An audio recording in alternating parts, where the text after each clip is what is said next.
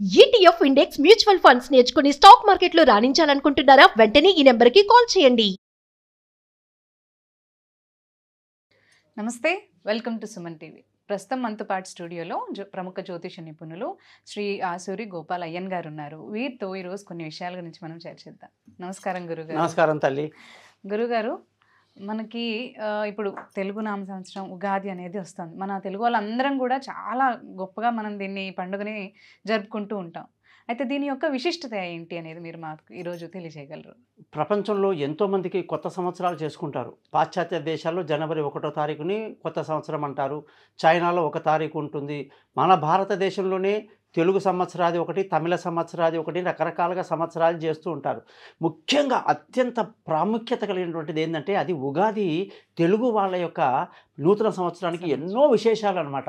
ఈ విశేషాలు ఏదో మనం మాట్లాడుకున్నట్టు కాదు, ప్రకృతి దానికి సాక్ష్యం అన్నమాట. ప్రకృతిలో జరిగేటువంటి అనేక గొప్ప విషయాలన్నీ కూడా ఈ ఉగాది రోజు మనం తెలుసుకోవచ్చు. ఉగాది అంటేనే యుగమునకు ఆది అంటాడు.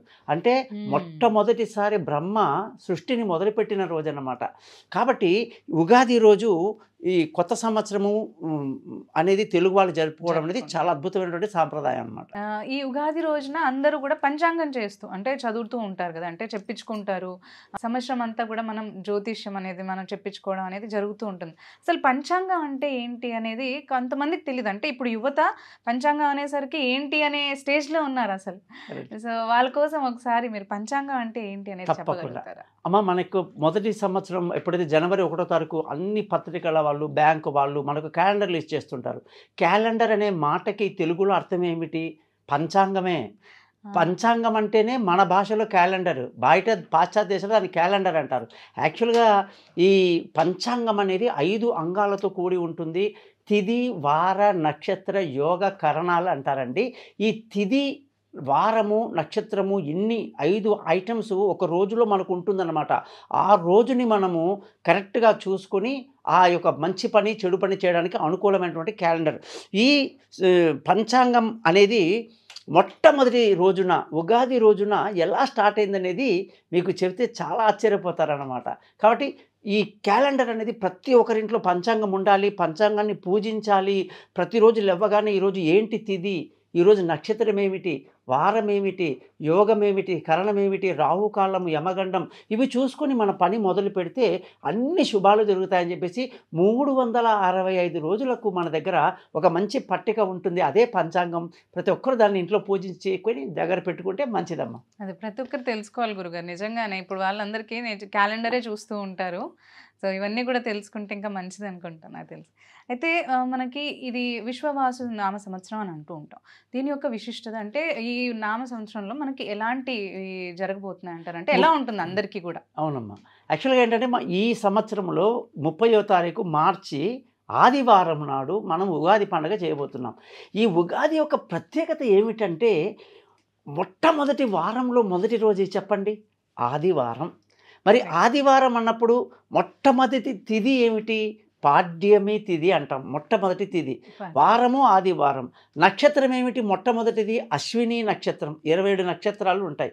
అలాగే ఈ అద్భుతంగా 30వ తారీఖు మీరు గమనించండి, అది రావటమే ఆదివారం రావటమే మనకు ఆ యొక్క చైత్ర మాసం మొట్టమొదటి మాసంలో దిగడం. చైత్ర మాసంలో శుక్లపక్షంలో మొట్టమొదటి తిథి పాడ్యమి రావడం. ఆ తర్వాత దాంట్లోనే సాయంకాలం 6ంటికంతా కూడా మనకు పాడ్యమి వచ్చేస్తుంది. అలాగే ఆ రోజు మనకి కంప్లీట్గా ఈ వారము ఉంటుంది, తిథి, నక్షత్రము, యోగకరణాన్ని మొట్టమొదటిగా స్టార్ట్ అవుతాయి అన్నమాట. అలా క్యాలెండర్లో అదే రోజు రావటం అనేది మనకు చాలా గొప్ప విషయం అన్నమాట. చాలామందికి ఈ చైత్రమాసం, వైశాఖం, జ్యేష్టం, ఆషాఢం ఈ మాసాలని ఈ కాలం పిల్లలకి తెలియదు. జనవరి, ఫిబ్రవరి, మార్చిని వెళ్ళిపోతున్నారు. నిజంగా చూస్తే క్యాలెండర్లో మన తెలుగు సాంప్రదాయంలో మనం మాట్లాడాల్సిన మాటలు కూడా ఎలా ఉండాలంటే మనకి ఈ మాసం ఏమిటి అనేది మనం చూసుకోవాలి. అలాగా ఏంటయ్యా చైత్రమాసం గొప్పతనం అని అడుగుతారు నన్ను. చూడు నాయన, ఏదో జనవరి ఫిబ్రవరి కాదు ఇది. చైత్రమాసం అంటే చిత్తా నక్షత్రము నీకు 10 పౌర్ణమి నాడు ఆ మాసంలో జరిగే పౌర్ణమి తిథి నాడు ఆకాశంలో నీకు బ్రహ్మాండంగా చిత్తా నక్షత్రంతో కూడినటువంటి చంద్రుడు కనబడతాడు. కాబట్టి పౌర్ణమిలో చూడొచ్చు ఆకాశంలో, ఓహో ఇది చైత్ర మాసము, ఇందులో చిత్తా నక్షత్రంతో చంద్రుడు కనబడుతున్నాడు ఆకాశంలో. ఇంత అద్భుతమైనటువంటి మనకి ఉదాహరణ దృశ్యం కనిపించడం అనేది ప్రపంచంలో ఏ క్యాలెండర్కి లేనంత గొప్పతనం మన క్యాలెండర్కి ఉందన్నమాట. అందుకే నాకు ఉగాది అంటేనే చాలా చాలా తెలుగుగా చాలా గ్రేట్గా అనిపిస్తుంటుంది. గురుగారు ఇప్పుడు మనకి ఏంటంటే మూడాలు అని అంటుంటారు కదా, ఇప్పుడు ఏ పనులు కూడా చేయకూడదు, ఇవన్నీ మూడాలు అనేవి దాటిన తర్వాతే శుభకార్యాలు అనేవి చేసుకోవాలని అంటుంటారు. ఇప్పుడు మనకి మూడాలు ఎప్పుడు ఉన్నాయని అంటారు, అందుకు ఆ మూడాలని ఎందుకు అంటుంటారు? ఓకే అమ్మా, ఈ సంవత్సరం మూడాలు తెలుసుకోబోయే ముందు ముఖ్యంగా శ్రీ విశ్వవసు నామ సంవత్సరం అంటే మనకు ఉన్న 60 సంవత్సరాల పేర్లు ఉంటాయమ్మా. మనకు లాస్ట్ టైం ఇప్పుడు క్రోధి నామ సంవత్సరం అయిపోయి ఇప్పుడు మనం విశ్వవసులోకి వెళ్తున్నాం.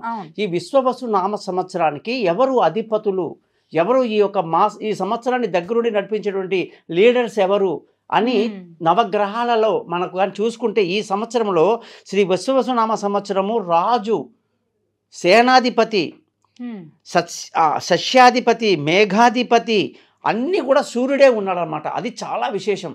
అంటే మొత్తం గ్రహాలకి అధిపతి సూర్యుడు ఈ సంవత్సరాన్ని ఆయన చేతిలో పెట్టుకున్నాడు. మొత్తం పోర్ట్ఫోలియో అంతా ఆయన చేతిలో ఉంది. కాబట్టి ఇప్పుడు నరేంద్ర మోదీ గారి చేతిలో అన్ని పోర్ట్ఫోలియో ఉంటే మనకు చాలా గ్రేట్ అనిపిస్తుంది. అబ్బా ఈయన వీటి మీద చాలా ఎక్కువ ఫోకస్ చేస్తాడు.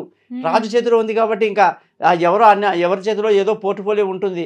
కానీ డైరెక్ట్గా మనకు మన ప్రధానమంత్రి చేతిలో ఉందంటే ఓహో దాని మీద ఎక్కువ వీళ్ళు ఫోకస్ చేయబోతున్నారు, దేశానికి ఇదేదో ఈ రంగంలో మనం పైకి వస్తాం అనేటువంటి ఆలోచన వస్తుంది. అలాగే సూర్యుడు ఈసారి అధిపతిగా ఉండి మొత్తం తన చేతిలో పెట్టుకున్నాడు. రాజు ఆయననే, సేనాధిపతి ఆయననే, మేఘాధిపతి, ఆర్ఘాధిపతి అన్నీ ఆయనే, అంటే వర్షాలకు అన్ని అధిపతి కూడా.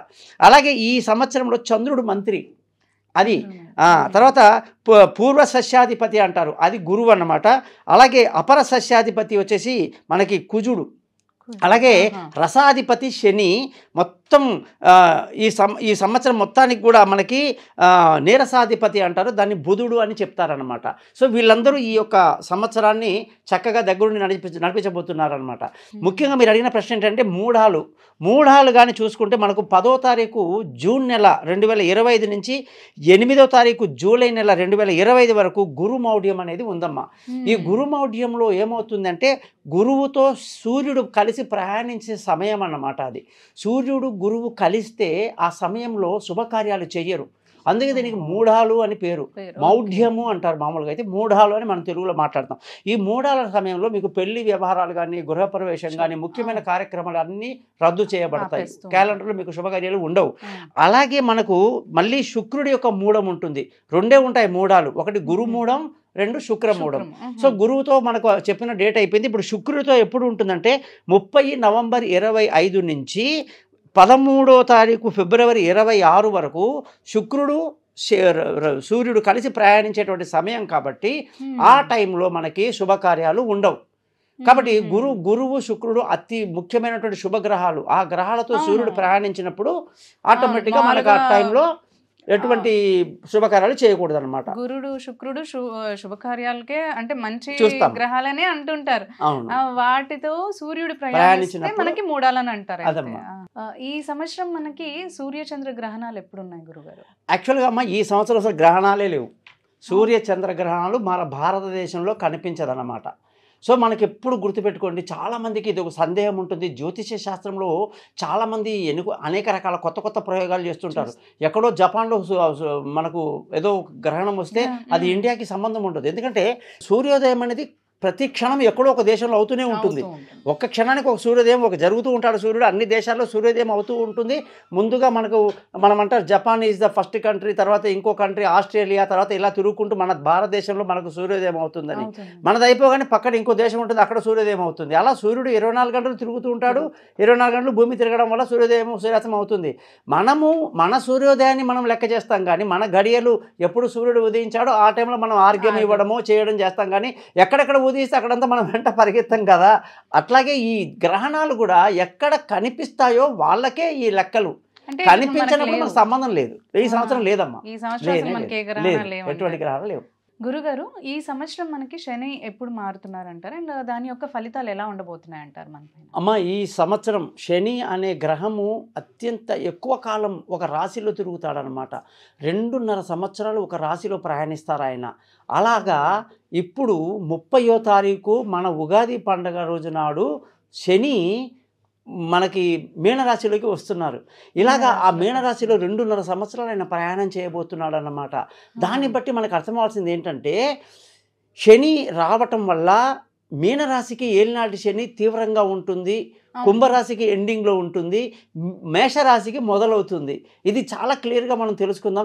ఈ సంవత్సరం ఈ మార్చిలో శని మార్పు 2.5 సంవత్సరాలు మీనరాశిలో ఉండబోతున్నాడు అనమాట. అయితే మీనరాశి వాళ్ళకి కొంచెం ఎక్కువగా ఇటు కుంభరాశి వాళ్ళకి రిలీఫ్, అటు మేషరాశి వాళ్ళకి మొదలు, మీనరాశి వాళ్ళకు నెత్తి మీద కూర్చున్నాడు.